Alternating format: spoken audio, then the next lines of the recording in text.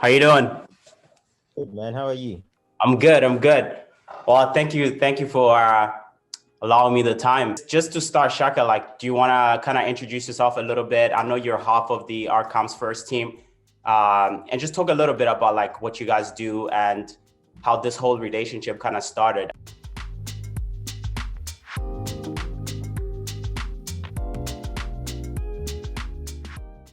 I mean, Sam and I, we've known each other for a long time, Mm-hmm. since well, almost more than 20 years plus. Um, yeah, we grew up in West London, Okay. and I was introduced to Sam, but really, it was more of our mutual respect and admiration for like vintage that kind of drew us together. I don't know if you've been to London, but there's a market called Portobello Market, Mm-hmm. and Portobello Market has like it's like an open market where you have a lot of vintage pieces, antiques, so on and so forth. So really, it was, in our younger days, that's what drew us West together. London. Mm-hmm. Spent a lot of time there, researching and so on and so forth.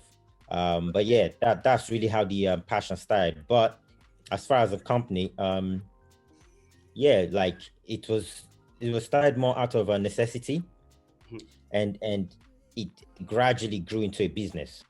So that little first part of the interview kind of gives you a little glimpse into how Outcomes first came together. As mentioned by Shaka, it came out of necessity. We're gonna hop right into the second part where we kind of talked a little bit more about the clothes, and Sam will be joining us as well. So let's hop right into it. I was actually in London last year. Love the city, man. I think that coming from Canada and seeing how London is so advanced in terms of menswear is absolutely beautiful. So That's really nice. Actually, at the beginning when I saw your Instagram, I have Mhm. to say first of all, I really like your aesthetic. I like how you put the cloth together. Yeah. First time when I saw your Instagram, I actually thought you were from London. You just look like one of our West London boys, Yeah. the way you dress, your vibe, your Yeah. aesthetics. And I was like, oh shit, Gonzaga told me you were actually from Canada. I was like, oh really? Mhm. But yeah.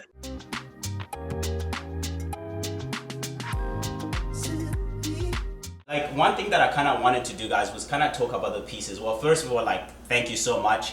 These are probably my stable pieces now in my wardrobe in terms of just quality, in terms of like the fit. I think it was so nice for me to kind of go back into sort of the tailored and slim fitting clothing and kind of feel, I don't know, there's some confidence that you feel when you kind of wear something that's really tailored to you. I'm gonna start with this shirt. Like this is the cross arm shirt, and where is this made? In terms of tailoring, how do you guys go about that? Who mostly takes charge of it? Is it the both of you, one of you? This shirt, the story is quite long. Obviously, one day we're gonna be able to go through that, but the story quite long because when we started the brand, I guess the way Shaka explained to you, we started very much visual, and all the images we use on our shirt there are on. So as the brand, we are self-expressionism. So we make sure that any images are on and it's us and explain what we actually want to express. And it's funny thing about this shirt, I see a lot of people now they gravitate to it. That shirt, it goes by like probably 5 years ago. Yeah, maybe even And more. we had a few troubles with the factory to make it because first of all, they weren't doing the right technique, but we really wanted the right technique because back then we really wanted to show people like you can do tailoring, but we much more sort of like non-conformist way. Like you don't want to have to stick into what we know our dad used to do, a shirt and tie and all that stuff. We really wanted to bring what we used to be inspired by all these street style t-shirts and stuff. And since it was all based on quotations and graphics and all that, we wanted to bring it to tailoring. And that was our way to interpret it. But we're like, let's do it in a smarter way, figure out what technique the factory can use, still keeping the shirt very tailored, very formal, very much us, but also saying something we really want to express to the masses out there. So if you know ACF back then, there was less of a t-shirt, much more of a shirt. And if there's a shirt with interpretation of what street style t-shirt could be, that was the shirt. And obviously we made sure we keep our sartorial sort of details intact, like such as a pointed collar, button down concealed, concealed front placket, really fitted. A shirt went on from range of like 14 and a half collar to 16 and a half, meaning inches. And then I think that also covered quite a lot of people who were dressing that way back then. There was no you need to know your color size, and you need to know your shape. So yeah, the fabric is Italian. The cloth was made one of our luxury high factory in Portugal. Actually, they used to do stuff for the Dries Van Noten open ceremony and so on and so forth. But unfortunately, I think they don't exist anymore. Yeah. So it's a good journey. I've actually seen this shirt. I think I saw you, Sam, kind of wearing it with sort of the arm sleeves cut off back in the day. Are most of these products, are they made in various different parts, like Portugal, Italy? Do you guys have a manufacturer where you kind of just do all the clothing there? Or do you sort of go around and figure out a way to sort of produce things? And how do you get inspired by that? Is it through travel? Is it through friends? Is it through communicating with like other designers? Shaka, go ahead. It's a mix of all of that, really. Of course, when we travel, we tend to want to, because again, inspiration is based around traveling. So it's like if we're in Mexico, we definitely look for ways to work in Mexico, and work with the local artisans and so on and so forth. However, there's also an element of practicality to it. Okay. Ideally, in the beginning, what we did was we put our eggs on one basket, which wasn't a great idea because of the fashion weeks and production. So when there's a problem in one factory, it affects numerous products. So we've learned to kind of distribute it. Obviously, it's still important to keep it close to each other, so it's manageable as opposed to being all over the place. But with years of experience, we've pretty much figured out our main producers. So we work closely with same factory that we know can do certain jobs and keep it that way. So the vest you just pointed, even though the inspiration and the idea all comes from Mexico, which was our trip, this was actually made in Turkey. I think Shaka is kind of just told you the whole thing, but to go back on that vest, what we try often to do, we don't, as Shaka said, we don't put all our eggs in one basket, but also on the design side or on artisanal side. So that vest, the fabric, like the velvet fabric you see, that's British. Yeah. And the satin fabric you see on sleeves, that's Turkish. And the embroidery stitch you see around, that inspire from Mexican embroidery mariachi suit. But the idea was that we pick a vest for 1920s workers used to wear, and we interpret it on that. So if you actually know ACF, that vest, that design, it was one of the earliest design ACF had. So we call it vest jacket because it's actually come from waistcoat, and then we just added the sleeves on them. But we make sure like our travel experience is not only by the artisan, but also by the inspiration, like really mind traveling and also physically traveling. And that way, when we reinterpreted a piece, it actually touched so many different souls. Yeah. Such as the shirt you're wearing, as you mentioned before, and I know the meaning of it is behind what we designed. For you, is something else. Those cross arm by me, something else. And the same thing for that vest. That vest, when I show it to people, like a lot of my Mexican friends, sometimes they're proud of their culture, but they're not proud of wearing the traditional garment. When they see something which detailing their traditional garment, but without being too much on that sort of folkloric side, they're like, wow, I never see our culture that way. And I think that's the reason we actually push this Black gypsiness to make sure that people also understand it, like they're part of the tribe, just because we all reinterpreting culture, we're telling narrative in a very different way. But it's also just to add on to what Sam is saying, it's also to kind of empower and highlight certain things from certain cultures. Like you don't have the vest now, but we have this waistcoat, which I posted on Instagram a couple of days ago. That was inspired by Jimi Hendrix, for instance, right? Yeah. But the interesting thing about that waistcoat is that when we made it in Turkey, the people making it, they were cracking out laughing because the people that wore those vests there were ice cream sellers.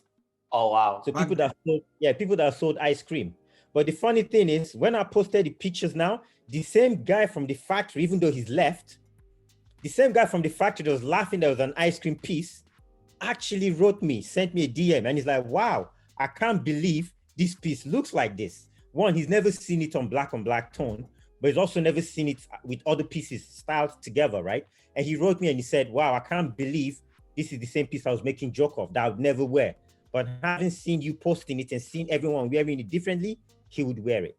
That's so beautiful because it kind of like exactly what you just said kind of takes me back again. That's why you guys are so much of an inspiration, because if you kind of go back to, you know, the earlier days with PD, with like sort of like the street fashion photography and all that, and seeing you guys there, and I remember starting to wear like these hats, you know, and I lived in a small town in Ottawa, and like people would laugh, or people would sort of be kind of like, what are you wearing, you know? And I remember it was you guys that were sort of like the first people to kind of like show me that, like, man, you can really express yourself in the way that you want to express yourself.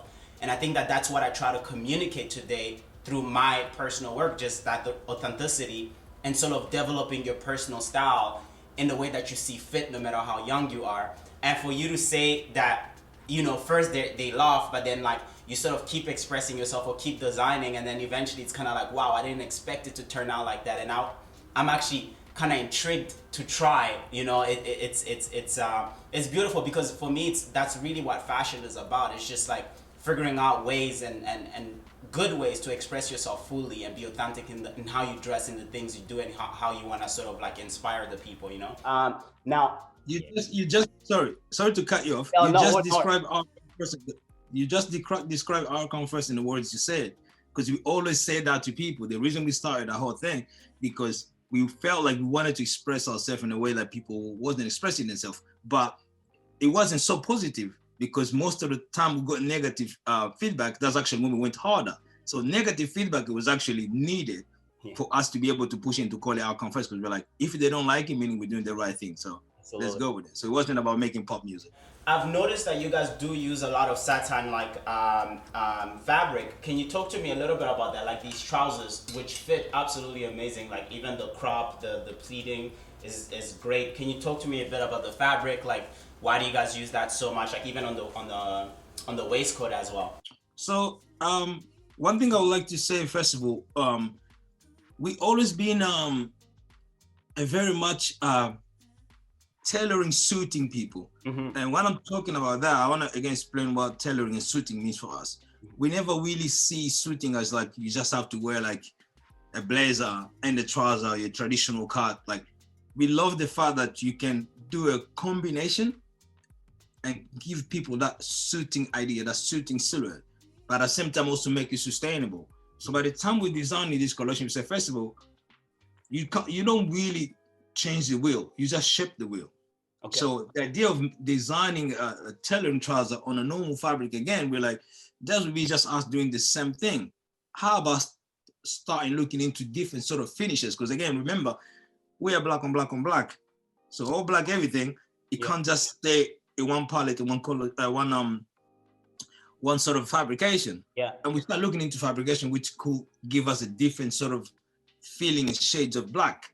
Mm-hmm. Then we start looking into textures and finishes. And that's the reason if you look at this collection, black, you have a velvet. You'll be like, oh, I never actually felt velvet that way. Then you have black satin, you know, but also at the same time, truth with you, like even though most of the inspiration comes from like traveling, but really the main core inspiration is music. When we're designing this collection, we went around a lot, like listening to a lot of different type of music, but one song always jumps on my head is Black Satin by Miles Davis. Okay.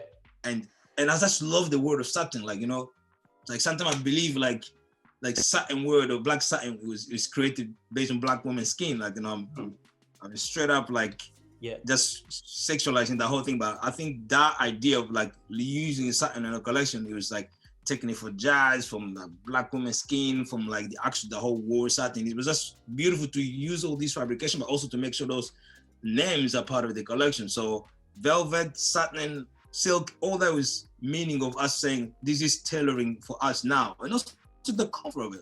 Like we believe like you don't only look luxury, but you also make sure you exist as a luxury figure.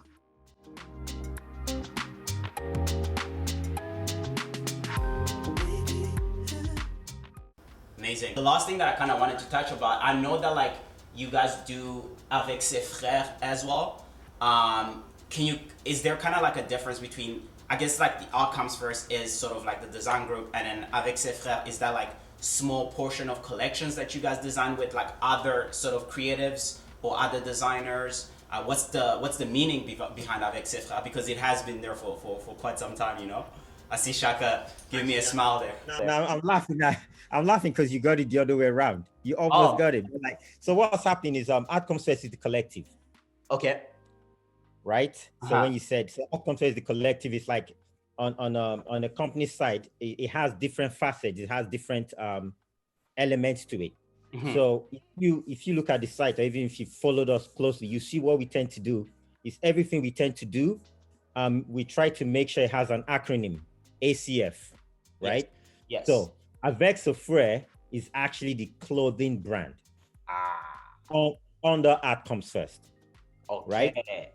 And then you'd have when we do photography projects or photographic stuff, we call it aperture camera flash, which is also ACF, right? That falls under Artcomes First. And then when we collaborate with different people, we could call it, what do we call it, Sam? I almost forgot. Associate creative friends. Yes, associate There's too many. It's too many. It's so many, because like, for example, I had no idea that like the Avec ses frères was actually sort of like the clothing and so it's good to know that, because I always saw it, you know. It's like you have the ACF on the shirt, of course, you know, Avec ses frères on the t-shirt here, even I think maybe on the waistcoat. So yeah, but honestly, guys, thank you. Like, that was pretty much it in terms of my questions. Like, again, like, I want to emphasize, man, like, you guys have been a huge inspiration, both you, Sam and Shaka. All the blessings in the world, and what do you guys have coming up? What are you working on? I know that you do quite a lot of collaboration, even with like Fred Perry and like other brands like Couples. Do you guys have anything coming up? Yeah, well, first we actually planning our African tour, so we're gonna go in 3 countries in Africa in December, and that's really trying to get all the blessing from home. What are the countries? Sorry to cut you off. We're going to Ivory Coast, Ghana, and Togo. Now, in terms of collaboration, we're working on actually a project with Fred Perry. We wanted to kind of just not leave the clothes alone, but make things much more rewarding for the people. It's not official yet, but of course, you're the home. We're gonna let you know. All right, guys. So that is going to conclude today's video. Let me know if you guys want to see more of this content of people that have potentially inspired me throughout my sort of journey. And yeah, thank you to like Sam and Shaka for taking the time to sit down with me. And I'll leave all their links down below, whether it's their social platform or their website where you can shop some of these looks. And I'll see you guys in the next one.